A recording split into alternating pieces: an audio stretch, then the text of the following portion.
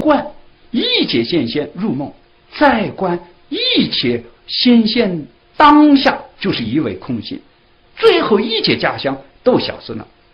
就真的不生不灭的为法。从这里开始呢，超凡入圣的，然后呢，以无分别智慧促证大空性的力量呢，可以六现无量无边的报身化生，人云利益众生。所以呢，我们就说心得一法，同得一切法。以下呢，我们再看如梦观一起用到地，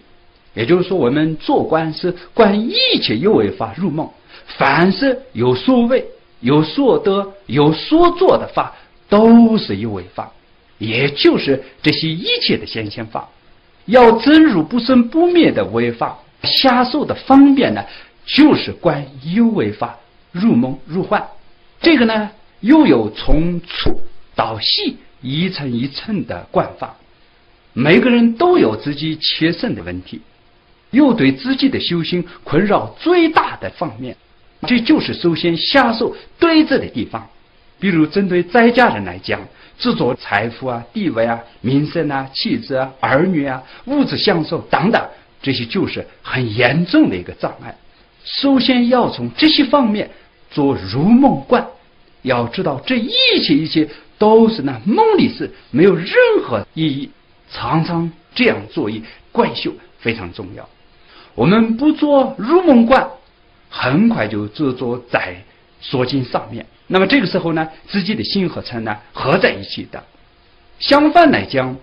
做入梦观，知道它是虚幻的，那么心就不攀在上面，实际上呢本来是不存在的。现在以入梦观点醒自己，入梦观一起就能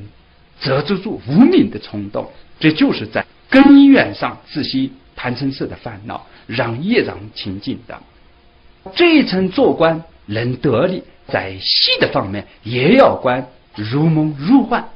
细的就是学术啊、事业啊、功勋。世间有理想的人认为名利啊、生活享受是庸俗的事，他比较清高，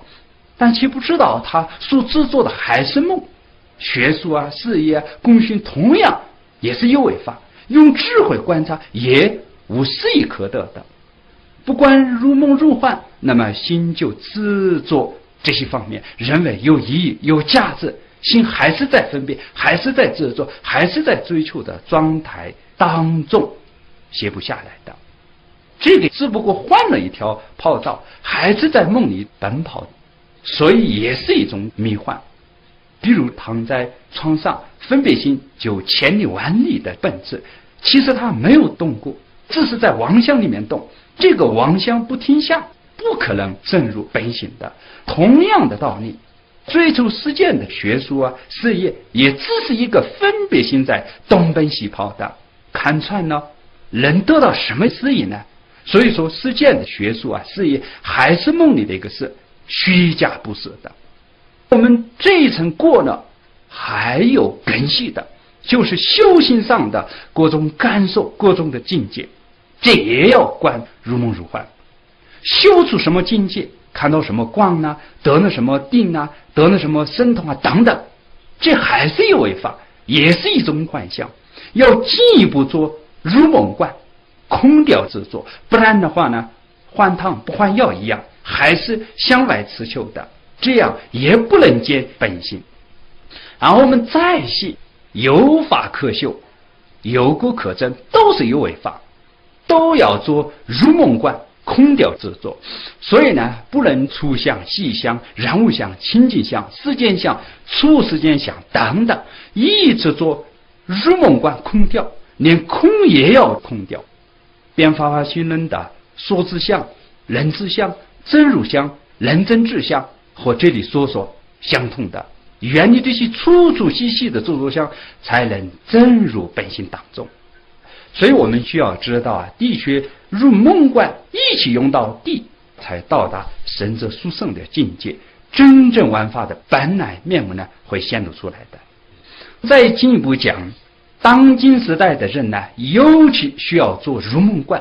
对他来讲这个非常重要。为什么呢？我们想一想，因为他们住的环境的情况，或者说他心相续的种种的烦恼啊，确确实实是无量无边的。对于他呢，讲其他的比较浅的不了解的法呢，不容易直接解决问题。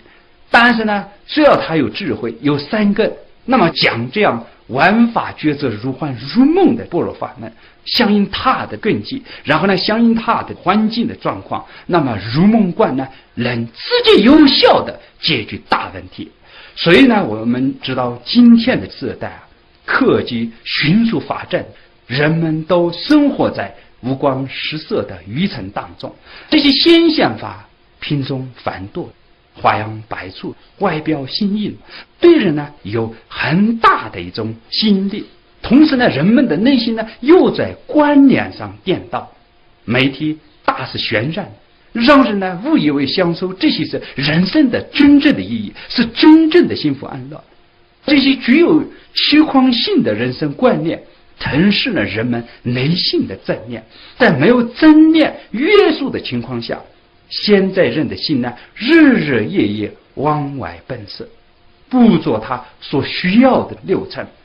这样就看到外境的诱惑力极强的，内在的心的力量呢非常弱的，所以呢外在的幻象很容易就进入人心，让人心呢不知不觉就陷入在迷乱当中。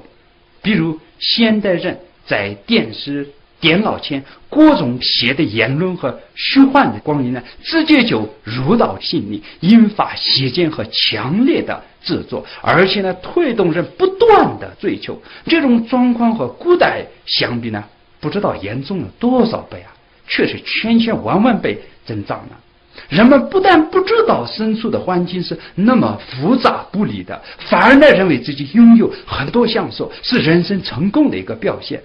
是有福报的一个表现。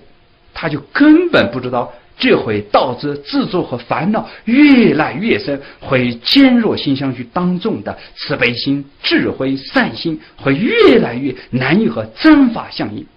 表面上看起来生活越来越享受，其实呢让人离道越来越远。现在人的观念和习气已经发展成这样了，单单靠一个布施和持戒，能不能从根拔除呢？这恐怕很困难的。为什么呢？因为在根上面，见解和行为的习惯性很强了，已经习惯了往外追求，不必要刻意，一起心动念就是向外奔的。再加上外在环境主张它的传现，日夜都在加深。如果没有升起见解，即使做很多很多其他的行为啊，其实心里的邪见并没有拉掉。这样看起来，修入梦观对现代人非常应时，非常应记的。因为修入梦观不是别人强迫你放下，不是别人强迫你看破，是你自己观察到这些物质身心的感受就像梦一样没有思议的存在。在这个时候呢，只要你能承认它并没有一个东西，就开始自主追求显现法的狂心。